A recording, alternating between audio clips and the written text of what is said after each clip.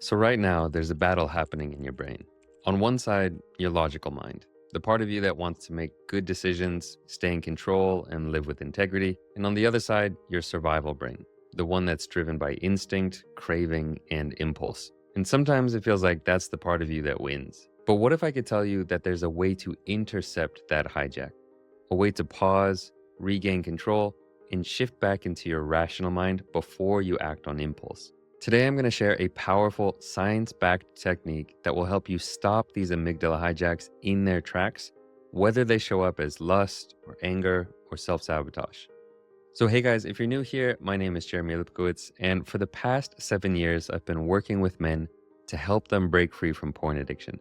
I've coached hundreds of men through the exact struggle that we're talking about today. But beyond my work, I know this issue personally. In my mid-20s, I was caught in my own cycle of porn addiction, getting hijacked by urges, acting on impulses, and feeling powerless against it. I remember the frustration and the exhaustion of trying to resist cravings using sheer willpower alone, only to find myself falling time and time again. So honestly, this is the video that I wish I had seen at the start of my journey. It would have saved me so many years of struggle by showing me how to take back control of my mind, not by fighting against it, but by working with it. And stay with me to the end of this video because I'm going to share a simple but powerful technique that will help you short circuit these amygdala hijacks and bring your prefrontal cortex, this is the rational decision-making part of your brain, back online in just seconds. So let's dive in. So the first step is understanding the amygdala and the amygdala hijack. Now, have you ever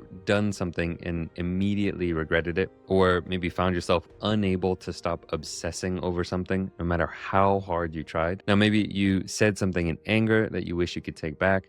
Maybe you acted on an impulse when you knew that you shouldn't. Maybe you got stuck reliving some shameful memory in your mind. Or, like many of us, found yourself logging on and watching porn even though you swore you wouldn't. And then at some point later, you snap out of it and you think, what the hell was I just doing? This is what's known as the amygdala hijack. It's when your survival brain takes over. It shuts down the rational thought part of your brain and puts you into autopilot mode. And if you're trying to break free from porn addiction, understanding this amygdala hijack is essential. Because once you understand this, you can see that self-control isn't just about using willpower. It's about learning how to interrupt this process before it takes over completely. Now, when you get triggered or activated, whether it's by stress, an argument, painful memory, or seeing an attractive person, your amygdala, this is the part of your brain that's responsible for detecting threats and opportunities, it kicks into overdrive. And this sets off what's known as the fight, flight, freeze response. And in fact, there's a fourth F there, which is the fight, flight, freeze, or fuck response. In the prefrontal cortex, the part of your brain responsible for logic, decision-making, impulse control, it gets down-regulated when the amygdala takes over. When this happens, you stop thinking clearly and you become consumed by whatever it is that's triggered you. A common term is seeing red. You act out, you fight, you freeze, whatever it is, and later on you end up regretting it. Now, one important caveat here is that it is not always a bad thing. Sometimes we actually need that immediate amygdala hijack. For example, if you're standing in the middle of a road and a bus is coming at you, you actually need to shut down your prefrontal cortex and just get your body to jump out of the way.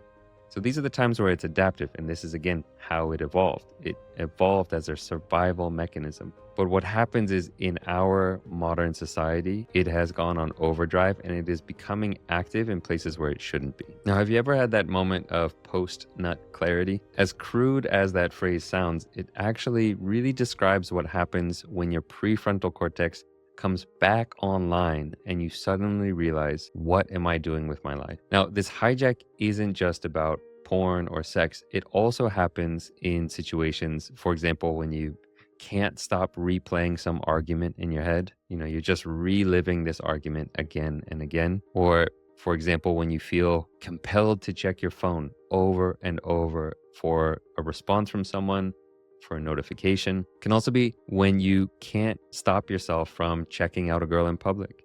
Somebody's walking by and your mind takes over. And this is, again, the amygdala hijack.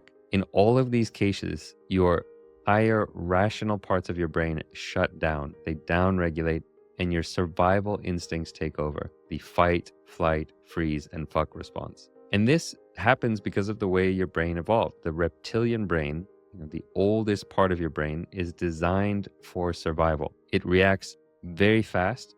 It's not necessarily very smart. So if it perceives a threat or an opportunity, it doesn't stop to think, it just acts. So if a lion jumps out at you, you run away. If an enemy attacks you, you fight. And if something terrifying happens, you freeze. And if you see an opportunity to reproduce, well, your body tells you to go for it. And this is why willpower alone isn't enough to break free from some of these impulses, because often you can't outthink the amygdala, at least not in the moment. It's too fast and too primal. You can't outmuscle it really. So instead, you need a strategy to shift control back to your rational mind before the hijack takes over. Now, the good news is we know how to bring the prefrontal cortex back online, and it's simpler than you might think. The key is mindfulness, specifically a mindfulness technique called labeling. So here's how it works. The moment you start to feel triggered, the moment you notice feeling activated or triggered, see if you can pause.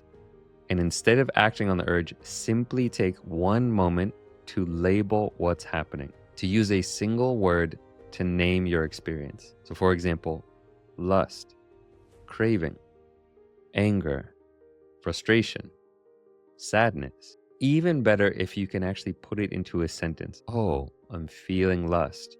Or, oh, frustration is arising. What this does is it intercepts the amygdala hijack. The moment you name what you're feeling, you shift the neural activity from the amygdala back to the prefrontal cortex. It forces you to actually engage the part of your brain that is rational and observant and in control. I know it might almost sound too simple, but research actually shows that labeling your emotions reduces their intensity and helps you step out of that autopilot mode.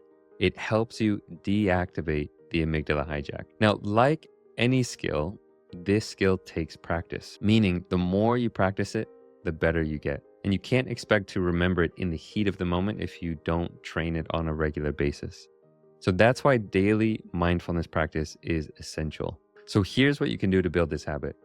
Set aside a few minutes a day, maybe 5 minutes, maybe 10 minutes, for mindfulness meditation. And during that meditation, at least for part of it, see if you can actively label your emotions as they arise. So if a craving is arising during your meditation, simply label it. Oh, craving. Or, oh, my old friend lust. Or, oh, here's frustration again. By practicing this labeling technique, you are training your brain to use this skill automatically when it matters most. The second key to building this habit is to start implementing it into your day-to-day life. To notice the little hijacks that happen on your attention throughout the day, and then to practice labeling and coming back to your rational self. So even the small hijacks, the little moments of frustration or anger or self-judgment, these are moments where you can pause, label what's happening, and come back to yourself. Now, here's the key takeaway. When the amygdala hijacks you, it can feel like you have no control, but that's not true. You just need to learn how to interrupt the hijack and bring your rational mind back online.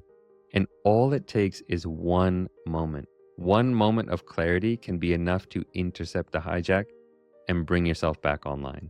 Now, mindfulness and labeling are simple but powerful tools that allow you to pause and to observe and then to respond rather than to react. And when you master this skill, you don't just gain control over your impulses. Ultimately, you gain your freedom. You gain the freedom to make conscious choices in your life rather than living your life reactively, always just going after your impulses. You get the freedom to make a conscious choice about how you want to live your life, to live your life on your own terms. So I hope that this inspires you to start practicing today to bring that awareness to your life. Now, if this episode resonated with you, make sure to subscribe or follow on whatever platform you're watching on so you don't miss out on future episodes. You can also consider sharing this episode with a friend. It really does help grow the channel and the podcast through word of mouth. And if you're looking for more structured support, you can check out my program, Unhooked Academy, where we dive deeper into mindfulness, neuroscience, and some of the practical tools for your recovery. So thanks for listening. I'll see you on the next episode.